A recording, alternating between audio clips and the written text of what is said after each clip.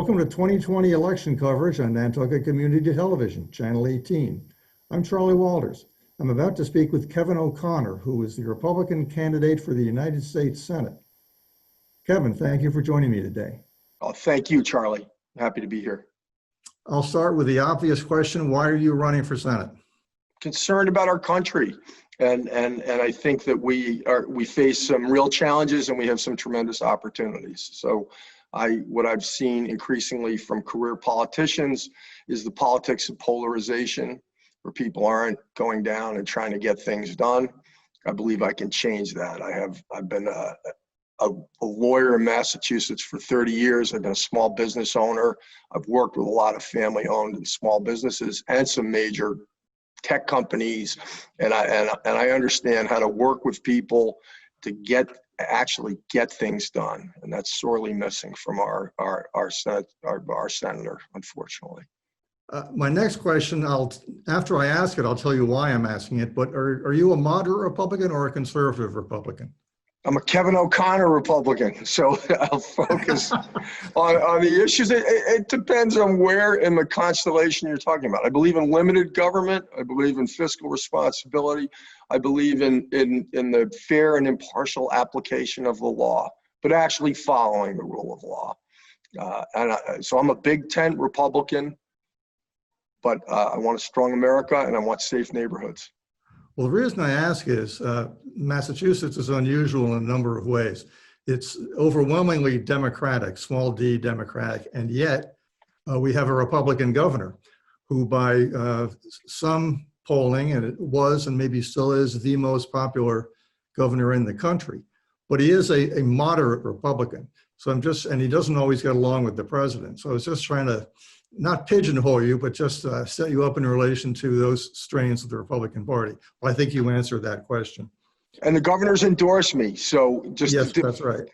So he's endorsed me, and I've worked well with the administrations too. You know, so I think I'm the type of person who focuses on substance. And I believe that we're going to put together a coalition of the willing who want to get things done for the people of Massachusetts and the people of Cape Cod and the islands. Well, given how democratic Massachusetts is, and yet, as I pointed out, having a moderate Republican as governor, what do you see as your path to victory? Because there haven't been many Republican senators over the last few decades from Massachusetts. So 5 of our last 6 governors have been Republicans. In those elections, the common denominator is that people are looking for safe neighborhoods and good jobs. And that's what we're looking for this year. And I offer that. Senator Markey wants to defund the police. He wants to abolish ICE. He wants to cut military spending by 50%. So he's just almost an anti-public safety candidate. And his proposals in terms of economics, are largely just free lunch programs that could never be paid for, that would have devastating effects on our economy. They're not getting anything done for our environment, and they would send our energy bills through the roof. So that common sense approach has won in Massachusetts when the issues are neighborhood safety and good jobs, and those are the issues this year. In addition, Senator Markey is doing something that's never been done before. He's really running on the AOC wing of the party, unabashedly so.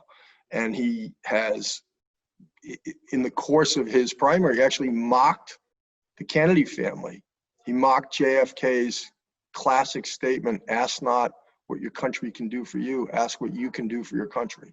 Ed Markey ran an ad mocking that and saying it's time for us to ask what our country's going to do for us.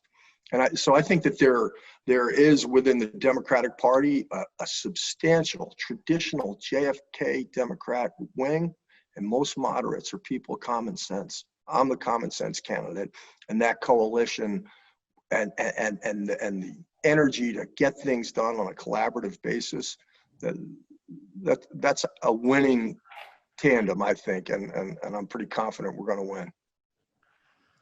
As we're speaking, the Republicans have 53 seats in the Senate. So it's certainly within the realm of possibility that the Democrats will have a majority after the election. Talk about how that will change how you approach what you want to do in the Senate. if you're in a minority?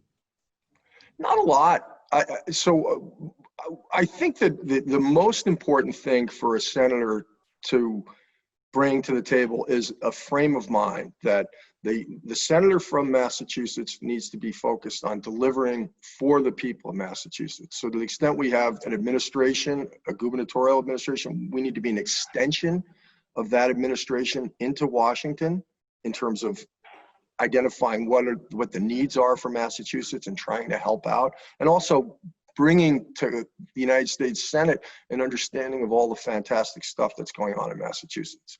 And I think that what people are yearning for and what our country needs is problem solvers. And that will sometimes involve standing with the party in solidarity, but many times on critical issues, it involves finding a working coalition among the willing, as I've said, and that group may include Democrats. Hopefully it will, and hopefully we'll have more of a problem-solving U.S. Senate. I think what we do know is that if we keep sending back the same person, nothing will change. He operates entirely on, Senator Markey, on the politics of partisanship. He has said he cannot work with the administration, and that state of mind that he can't work with people on the other party is unfortunately a major contribution to the type of gridlock that we're experiencing. I can change that overnight. I want to ask you about some specific issues, but before I get to that point, I want to go back and talk about your background a little bit. You did touch on it a few minutes ago, but please fill that out a little bit. Are you from Massachusetts? Well, I've been here 40 years, so I was born in Brooklyn, and my parents are both from Queens. I lived mainly in the New York area growing up. I lived in Queens, Long Island, Connecticut. I actually lived for 3 years in Illinois, so I had a pretty nomadic childhood. And then we moved to Massachusetts the day I graduated from high school. I got a job at the Howard Johnson's on 128 during the graveyard shift as a dishwasher, and I've been here since. So it was 40 years, and my family is here. I live in Dover, and I have 4 boys. You're an attorney. What kind of law do you practice? I'm a trial lawyer for businesses. So I represent businesses in what you call bet the company cases. So that can be antitrust issues, that can be securities issues, that can be intellectual property issues, or contract and corporate governance issues. And then I've also done a lot of work in public interest areas, just because I've had as a lawyer, one of the great things about the job is you get to pick your cases. So I've represented a wrongfully convicted man who spent 20 years in jail for crimes he didn't commit. I won the first case in the history of the Mashpee Wampanoag Tribal Supreme Court, and I've been a member of that bar. I was named the Attorney of the Year by the Massachusetts Tenants Association for getting a slumlord placed under house arrest in the middle of the winter in one of his own unheated, rat-infested units, and we got him to turn the properties over to the tenants. And then I've been very active in diversity and inclusion, not quotas, but for the last 20 years as a lawyer, I've been very active in the Bar Association on diversity and inclusion, making sure that our law firms really identified the best talent across the board and did everything we could to cultivate the talent and include people and mentor people. Back to some issues. Are you satisfied with the federal government's approach to stimulus? We need this last bill, this last piece. So they need to punch that across the goal line. We need to make sure that the money's getting to the people who are the intended recipients. And I think we need to be, we've spent a lot of money. We've spent a lot of money. I'm glad that Secretary Mnuchin has been able to shepherd things through and get deals done. There's a lot of money out there, and we need to make sure it's getting to the intended recipients. Do you think the Democrats are asking for too much money at this point? Keeping in mind that could change in the next 24 hours? I think they are. I think it's they're overreaching. The president, I think, has gone a long way toward what they want, arguably too long. But it's important to get a deal done, and I hope that Speaker Pelosi will not be holding out further for really what are now municipal bailouts that are unrelated to COVID-19.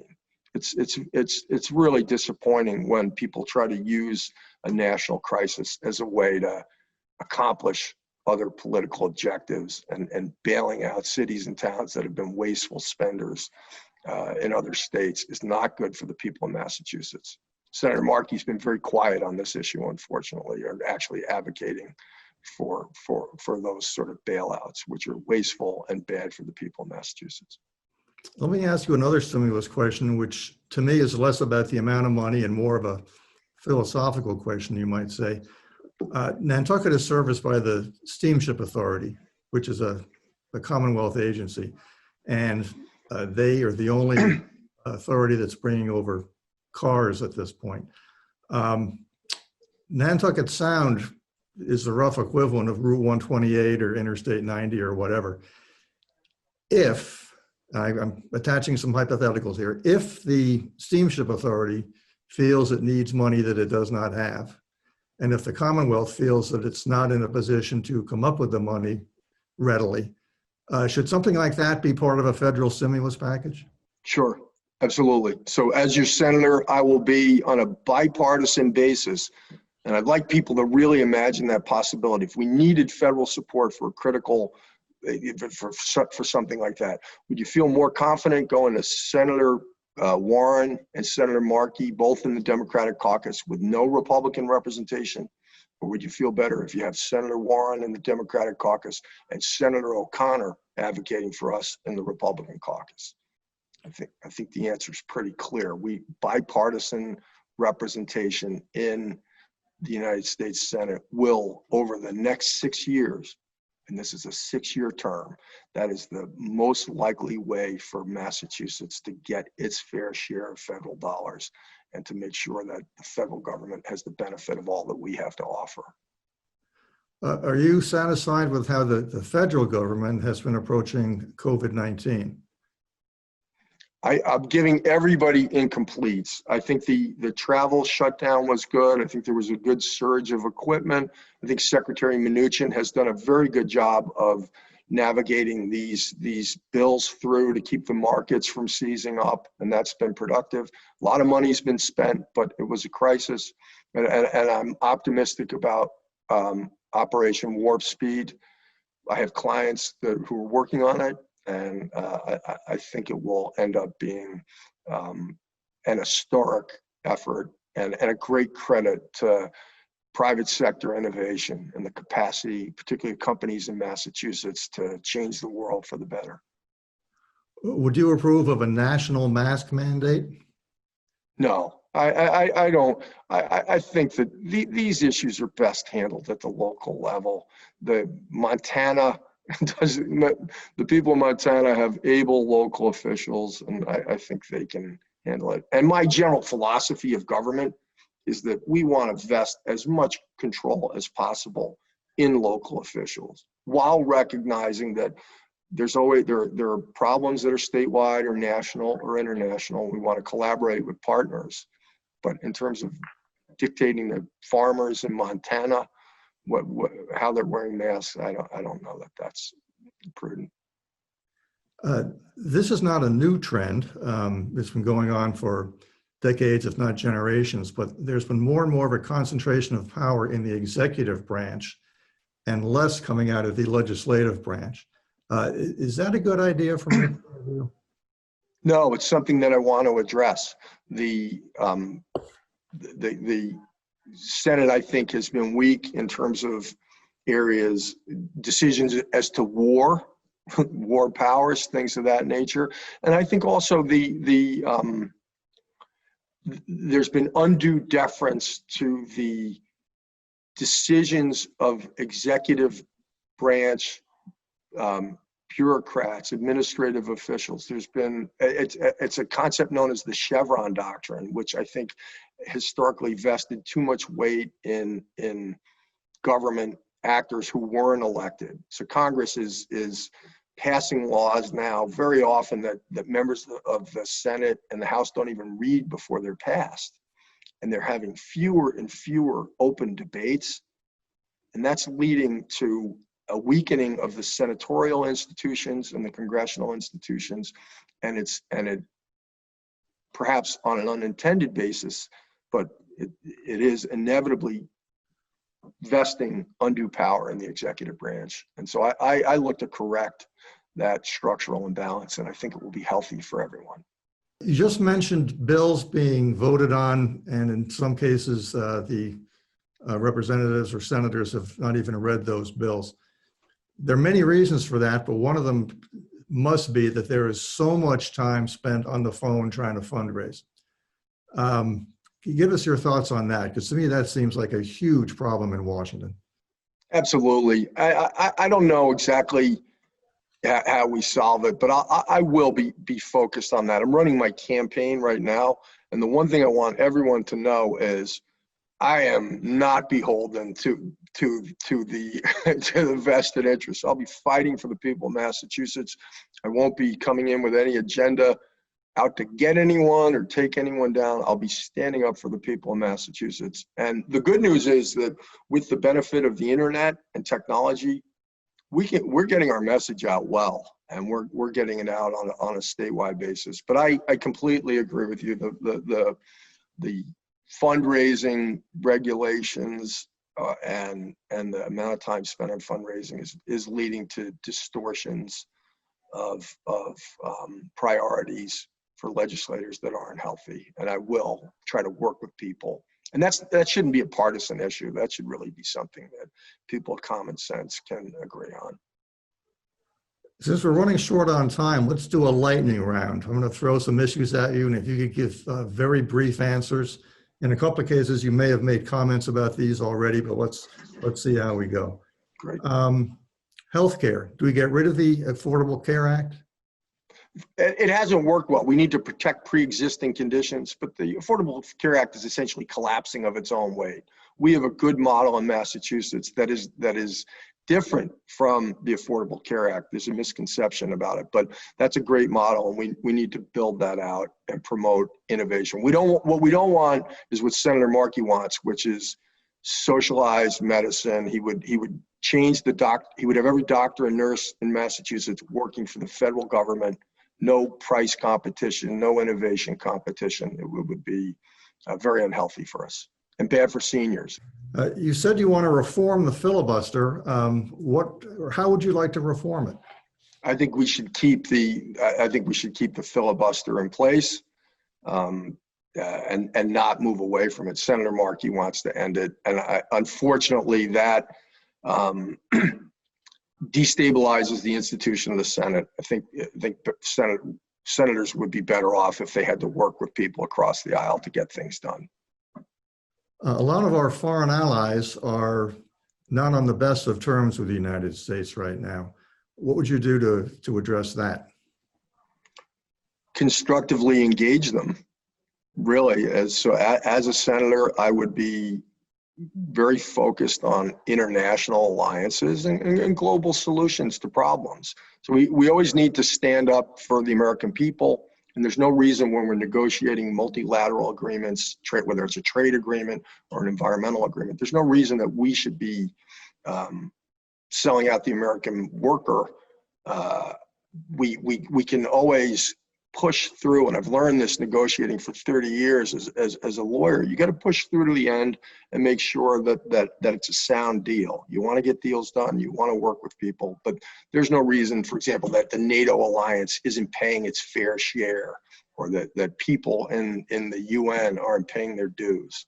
We need to stand up and make sure that everybody who's a party and a beneficiary to an agreement is upholding their end of the bargain. Climate change. A clear and immediate danger, or something that we can not address yesterday? Climate change is real, and man is contributing to it. I think there's a general consensus that we can get to carbon neutrality by 2050 with innovation and investment, and I'll be looking forward to trying to do that. Senator Markey has the his Green New Deal plan, which he didn't even vote for. So he put the bill up, he had a press conference, and then when it came up for vote in the Senate, he was afraid to vote for it. He voted present. That's not a serious effort to address climate change. It's actually a setback. And the Biden campaign and Senator Whitehouse, people of common sense across parties recognize that the Green New Deal is just a posturing exercise. It won't help address the real challenges. I will work on a bipartisan basis to promote investment, research, innovation, adaptation, natural ways to capture carbon, and appropriate incentives so that we can achieve the carbon neutrality by 2050 that the Baker administration is pointing toward, and many organizations believe we can do. Correct me if I'm wrong, I think you're pro-electoral college, but would you change any aspects of it? I favor the electoral college. It's the system has worked well on balance. If you change the rules and you go to vote by, all votes counted, that's not the deal that we had. But I think it actually has some unintended consequences, like it would cause politicians to focus on urban areas and lose interest in rural areas. There's a lot of rural America out there. And it also, to the extent there are election issues or challenges, it nationalizes the problem. You would then have to recount votes potentially across the country. So I think it's really imprudent to do. I favor keeping the electoral college. Well, one more question. Excuse me. One more question. If you're elected, are there any Senate committees in particular that you would be most pleased to be a part of? I think one for Massachusetts that would be really important is Veterans Affairs. We've had some tough issues with our veterans' homes, and I think it would be great to have a member of our delegation on Veterans Affairs. And then after that, it's appropriations, and I definitely want to make sure that Massachusetts, that our towns and communities and our state gets its fair share of federal dollars. For Nantucket Community Television's 2020 election coverage, this is Charlie Walters. Thank you for tuning in. Please tune in again.